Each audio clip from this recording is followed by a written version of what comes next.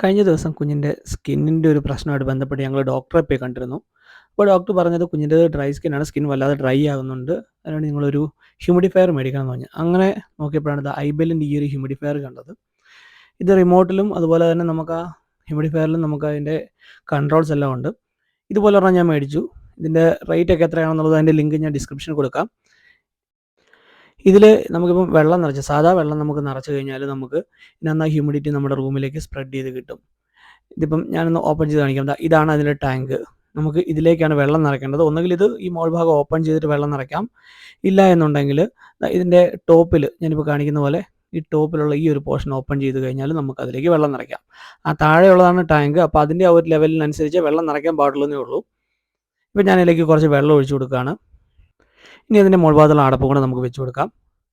ഇനി നമുക്ക് ജസ്റ്റ് ഈ സിസ്റ്റം ഒന്ന് കണക്ട് ചെയ്യാം, പ്ലഗ് ചെയ്യാം. പ്ലഗ് ചെയ്യുമ്പോൾ തന്നെ അത് ഡീഫോൾട്ടായിട്ട് ഓണായി വന്നത് കാണിക്കും.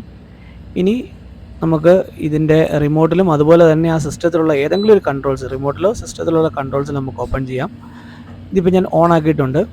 അതുപോലെ തന്നെ ഞാനിപ്പോൾ റിമോട്ടിൽ ഓഫ് ചെയ്തിട്ട് ഓൺ ചെയ്യാം. ഇപ്പോൾ ഓൺ ആയപ്പോൾ തന്നെ ഞാനതിന് ഹ്യൂമിഡിറ്റി ലെവൽ സെറ്റ് ചെയ്ത് വെച്ചിരുന്നത് ഡീഫോൾട്ടായിട്ട് സെറ്റ് ചെയ്തിരിക്കുന്ന ഒരു 70ലാണ് കിടക്കുന്നത്, 70%. ഇപ്പോൾ ഞാൻ റിമോട്ടിൽ ഓഫ് ചെയ്തു. ഇനി ഓൺ ചെയ്യാം.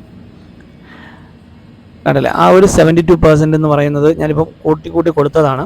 അതനുസരിച്ച് അത് കൂടിക്കൊണ്ടിരിക്കും. ഈ ഒരു റൊട്ടേറ്റിംഗ് ആയിട്ടുള്ള ഈ ഒരു പോർഷൻ നമുക്ക് തിരിച്ച് വെച്ച് കഴിഞ്ഞാൽ നമുക്ക് ഏത് സൈഡിലേക്കാണോ വേണ്ടത് അങ്ങോട്ടേക്ക് നമുക്ക് ആ ഒരു മിസ്റ്റ് അല്ലെ വേപ്പർ മിസ്റ്റ് നമുക്ക് മാറ്റാൻ പറ്റും. അതുപോലെ തന്നെ ഇതിനകത്ത് ഹ്യൂമിഡിറ്റി, മിസ്റ്റ് ഇതെല്ലാം നമുക്ക് കൺട്രോൾ ചെയ്യാൻ പറ്റും. ഹ്യൂമിഡിറ്റി ലെവൽ നമുക്ക് 73% ആണ്. അതുപോലെ മിസ്റ്റ് എത്ര വേണമെന്നുള്ളത് നമുക്കവിടെ സെറ്റ് ചെയ്യാൻ വേണ്ടി പറ്റും. അതുപോലെ ടൈമറുണ്ട്. നമുക്ക് 1 മണിക്കൂർ അല്ലെ 2 മണിക്കൂർ, കുഞ്ഞുങ്ങളൊക്കെ ഉള്ളപ്പോൾ മാക്സിമം 1 മണിക്കൂറൊക്കെ ഓണാക്കി വെക്കുന്നതായിരിക്കും നല്ലത്.